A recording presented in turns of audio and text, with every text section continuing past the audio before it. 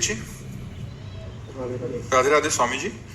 स्वामी जी, कहा जाता है कि आत्मा और अकाल मृत्यु वाले लोग को मुक्ति नहीं मिलती और आत्मा भटकती रहती है। महाराज जी, मेरा प्रश्न है कि अगर ऐसा है तो परिवार के लोग उस आत्मा की शांति और मुक्ति मिले उसको, उसके लिए हमें क्या करना चाहिए? श्रीमद् भागवत का सप्ताह भगवान नाम कीर्तन, साधु समाज को भोज भंडारा और ये सारे पुण्य उस जीवात्मा को दे दिए जाएं तो जीवन मुक्तता की तरफ आगे बढ़ेगा।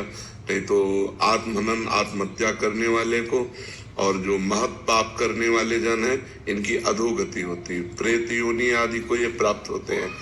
तो अगर इनके लिए धार्मिक कृत्य ना किए जाएं तो पता नहीं कितने कल्प इनको भटकना पड़ेगा।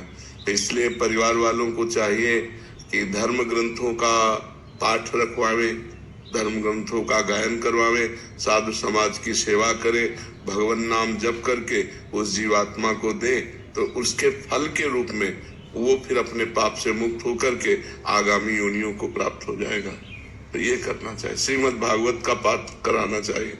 श्रीमद् भागवत में महात्म्य में आता है कि एक धुंधकारी नाम का आदमी जो था वो बड़ा पापी था, कई वैश्याओं से संसर्ग करता था, हिंसा करता था, चोरी करता था।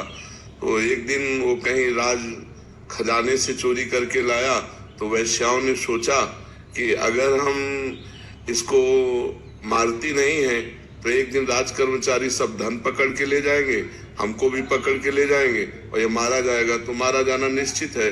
तो उन पांचों वैश्याओं ने उसे बांध दिया सोते हुए और उसके मुख में आग के अंगारे रखे, फिर भी नहीं मरा तो गला घोट करके किसी तरह उसको मारा।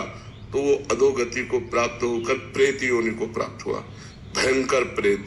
तो उनके एक भाई थे गोकर्ण जी, बड़ी कथा है।